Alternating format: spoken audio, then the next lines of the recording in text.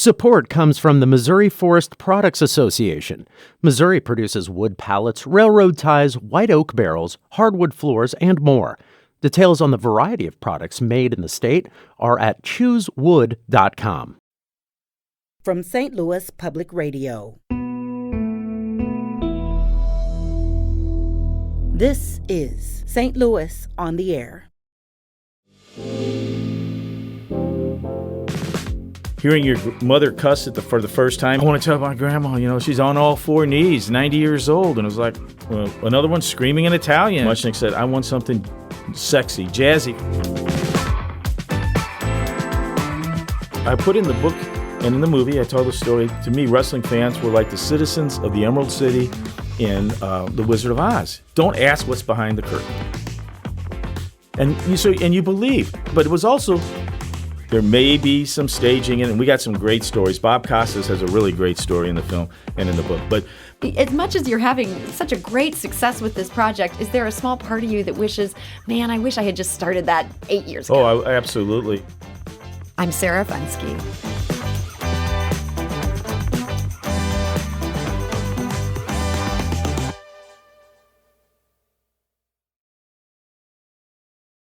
The new documentary, debuting soon on the 9 Network, focuses on a cultural moment that for St. Louisans here in the 1960s and 1970s likely needs no introduction.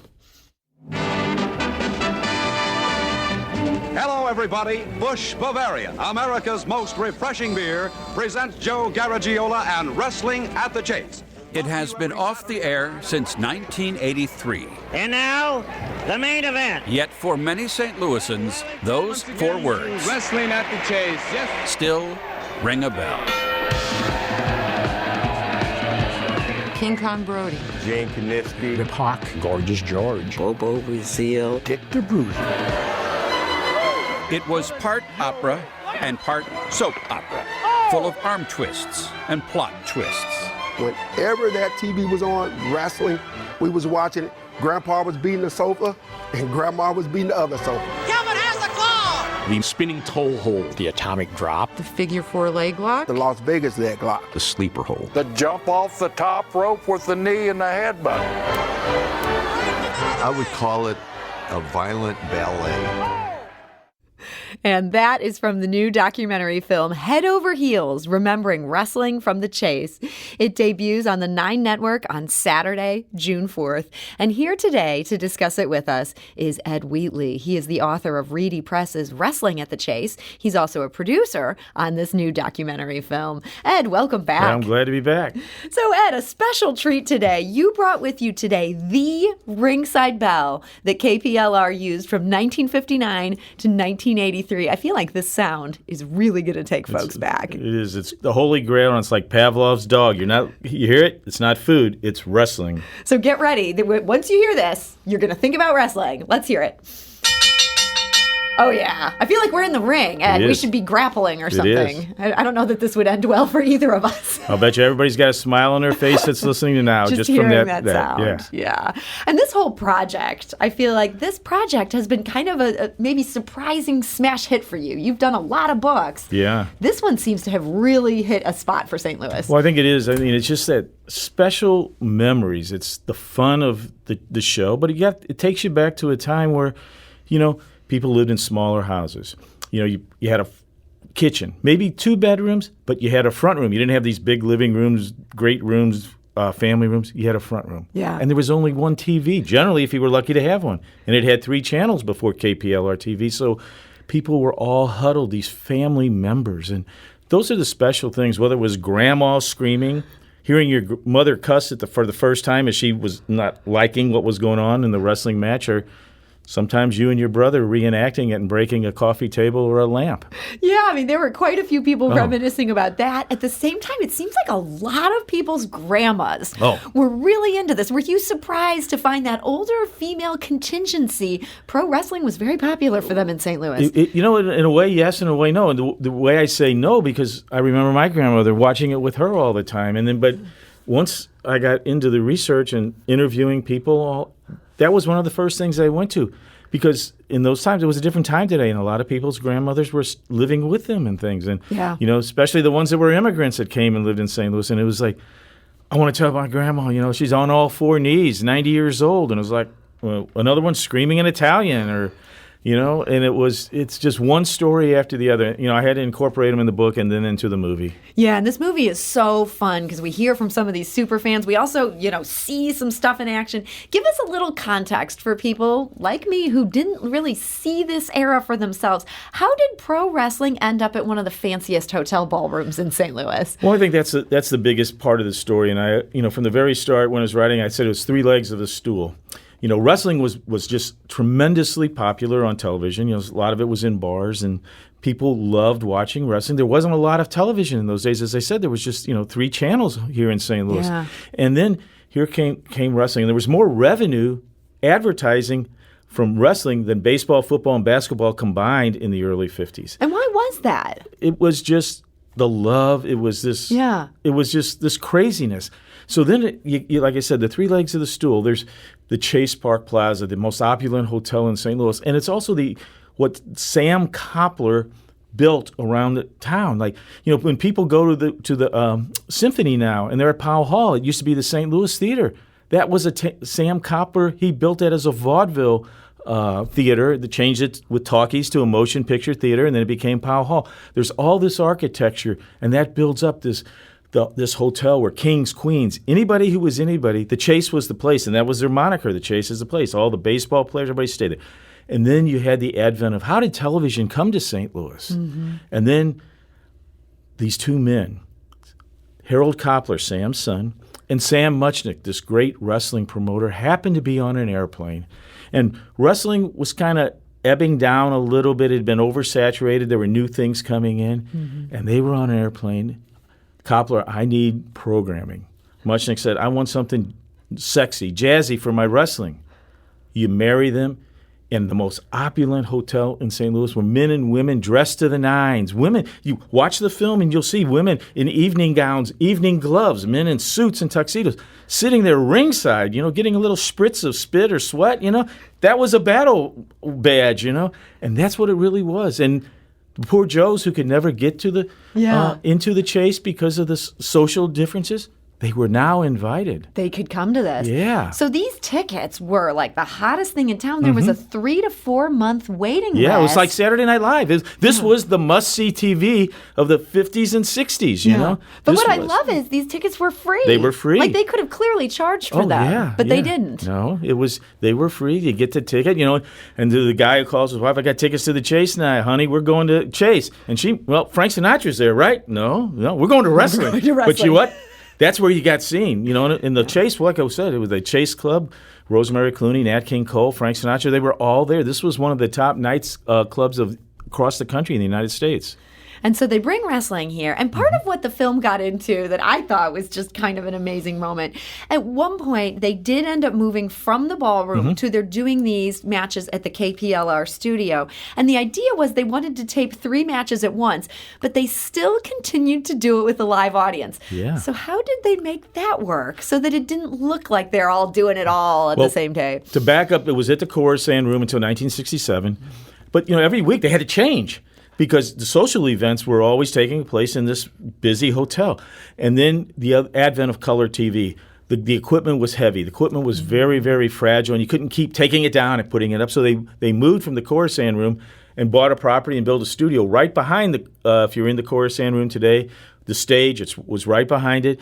And they decided we would film 3 shots in one episode, And so what they would do after the first program, the announcers would change their clothes, and they would ask everybody to rotate around the studio so that you would have a different camera frame, and it wouldn't like, hey, we just saw that last week. It's new, everything. Yeah, so just a totally different audience arrangement. The announcers are in different clothes. Right. People really thought this was... It was a new one, and it was a totally new set of matches, but it was filmed on the same day as the one previously. I love that. And so you get into sort of that stagecraft in your film. You also get into when some people came to the Rude Awakening, that this was staged. And I hope I'm not breaking news here for anybody listening. I feel like I'm telling people Santa's not real. Maybe there's someone who still believes. Well, I'm still today, whenever we're out and people want to talk about it, they still, oh, no, it really was. I mean, there was two parts to it. Is that one, it was theater on a mat. And the evolution of understanding this is how, when wrestling really took off, it was right in the time of the 1920s, right across the street from the Chase in Forest Park was the first 1904 Olympics. It was the first time they had freestyle wrestling. Before that was all this grunting and Greco-Roman, it's all your shoulders. So it started adapting. And vaudeville, the Roaring '20s, people wanted action. And boy, this fell right into it with this freestyle wrestling. And, it was like I put in the book and in the movie, I tell the story. To me, wrestling fans were like the citizens of the Emerald City in The Wizard of Oz. Don't ask what's behind the curtain. Yeah. And you believe. Now, people still believe, but it was also, there may be some staging in it, and we got some great stories. Bob Costas has a really great story in the film and in the book. But, it really, the other part of it is these were tremendous athletes. Yeah. Unbelievable strength, and, that and they part did get wasn't hurt. fake. No, that part, Yeah. I mean, you want to have Andre the Giant step on you or lay on you at 500 pounds? But, most of them were all tremendous football players, and Sam Muchnick, the big wrestling promoter, would say, hey, come work for me. You're going to make a lot more money, and you're not going to get hurt. I mean, Dick the Bruiser, one of my favorite pictures in the film and in the book is this picture of the Green Bay Packers from the 1950s, and there's this big, huge hulk of a man right in the middle of the team picture. It's Dick the Bruiser. And, we have Ted DiBiase, the $1 Million Man, tells the story about, you think this is fake? How he banged his head and, it's all blood and everything. There were certain parts of the shtick, but it was tremendous athletes. We're talking today to Ed Wheatley. He is the author of Wrestling at the Chase, and that's now become a documentary film. It debuts on the 9 Network on Saturday, June 4th. It's called Head Over Heels, Remembering Wrestling from the Chase. So, Ed, you have some great stories in here. The film also fleshes out a story that you tell in the book about the ringside announcer, Mickey Garagiola. Oh. Everyone in St. Louis always gives me grief about how I pronounce that last name. I should let you take that one. Sure. He initially turned down this opportunity. Why? It's a great opportunity. Well, before that, just to set up the story is, he's Joe Garagiola's brother. Yeah. The fame, and he ball player, Cardinal announcer, who comes and does the first 3 years of Wrestling at the Chase before he leaves to go do the Today Show in New York. Well, Mickey is a head waiter up at Ruggieri's on the Hill. And, they said, well, come on down. You can, add to the fun because this guy's, just the stories in the book about Mickey are endless. And, we had to figure out which ones to put into the film because we could have had the whole film on Mickey. But, he says, oh, I can't do that. Don't you know? Saturday nights are my big night. I can't be there. And Sam says, didn't your brother tell you we tape on Mondays? And, well, I can't do anything. I don't know anything about it. Can you read? Here's the card. You can read. And it is. And, Mickey is just, there's so many stories from creating toasted ravioli to, the misprompts of his speaking and whatever. It's just tremendous. He's a true character. It seems like he's one of the few people who, here he is a waiter on the Hill. He's famous even before he takes this gig. Oh, yeah. Well, I put in the book, and I think we got in the movie, his business card says Mickey Garagiola in parentheses underneath Joe's brother. And I always wondered, did Joe's business card say Mickey's brother when he came to St. Louis? Yeah, what a character. You also get into, I'm sure many people remember ringside announcer Larry Matysek. He's a part-time auxiliary police officer. How did he get his big break to be the ringside guy? Well, and Larry Matysek was the last announcer, the guy with the wild and flamboyant sport coats. But as a young child, he fell in love with wrestling, and he would write these notes and letters to Sam Muchnick because I want to write about wrestling, and he wanted wrestling magazines were as popular as movie star magazines of the 60s and 70s. I mean, and they had this whole cult of wrestling magazines, and he would write articles, and he wanted permission. And so as a young teenager, he would write Sam Muchnick, and Sam Muchnick brought him into his office, and they created this mentorship protege arrangement, and he took him under his wings and taught him the ropes of wrestling. And then, as a young man of just in his early 20s, 24, he becomes the announcer. And, it's his voice and that bell we just heard that people resonate with and just go crazy. And so he's just that super fan, kind of gets tapped and cultivated and mentored. And it is. It just, the excitement. And that was the thing that we talked about, as earlier, like Costas and I were talking with so many of these announcers across the country. The sincerity they brought to this. They made it seem real. They made it so special because it was the way they brought it to you. And, you painted the picture of what they were telling you. And it's got to be real. He's talking, the way they did it. And so Larry was a very special man. And, is one of those fond memories, just as Mickey. I mean, that's the problem with this thing. There are so many characters, and they're not all wrestlers. Yeah. And you have those wrestlers that everybody's got a favorite. You got the announcers who were favorites, and on and on. That's what I think is the touch. Is everybody's got a. I mean, I walked in, the receptionist. Oh, you're the Wrestling at the Chase guy, yeah.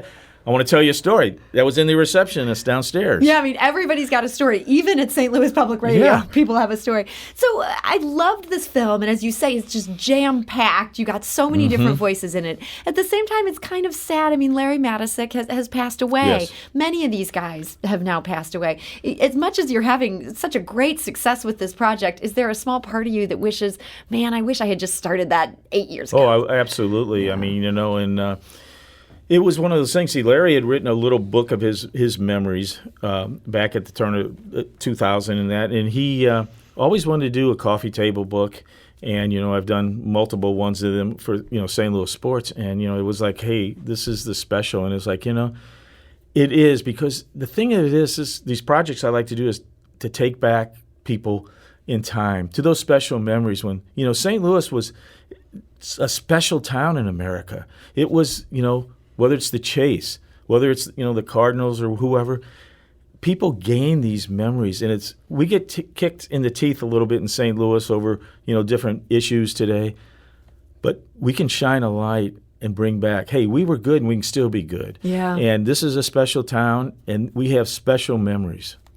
So do you feel like getting to talk about Wrestling at the Chase with so many St. Louisans, you're giving us all that chance to almost bask in that glow again? You relive it, and it's not, it's just not the memory of wrestling. It's the memory of sitting in that front room, as I call it, with that one TV, surrounded by your grandma, your parents, your brothers and sisters, all bonding together. You don't see that in houses today. Yeah. People aren't together. We've all got our own screens. We're in our own bedrooms doing our own thing. Or even if you're sitting there with your wife watching TV, she might have her iPhone or her iPad going. I mean, it's like, but it was different. You were all, and you're talking to each other watching this. And the other thing that it brought out a little bit is everybody remembers a special, like, did you have popcorn? Did you have soda? My grandma and I spoke of earlier. She would make root beer floats. Dad's root beer. Oh, I remember Dad's root beer, Yeah. Everybody wanted to tell me what their special Wrestling at the Chase treat was at home. People had their own family traditions. What a great tradition, and what a great project this has been. Ed, I want to thank you for joining us today. Thank you again. And Ed Wheatley is the author of Wrestling at the Chase. That book is still available from Wheatley Press, or from Reedy Press, in I think several printings at this point. Ed is also a producer on the new film Head Over Heels: Remembering Wrestling from the Chase. That documentary premieres on the 9 Network on Saturday, June 4th. It's at 8 p.m. If you want to catch this, relive those moments, being in the front room, wrestling on those couches, root beer floats with your grandma.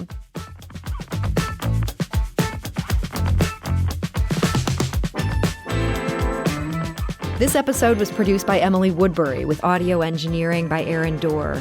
Our production intern is Avery Rogers. This podcast was mixed and edited by Aaron. Our executive producer is Alex Hoyer. St. Louis on the Air is a production of St. Louis Public Radio. Understanding starts here. Do you find yourself regularly listening to episodes of St. Louis on the Air? Suggest us to a friend you think might enjoy our conversations. And leave us a review and rating on Apple Podcasts on the App Store. It's the simplest way to help people discover our show. Thanks. St. Louis Public Radio is a member-supported service of the University of Missouri, St. Louis.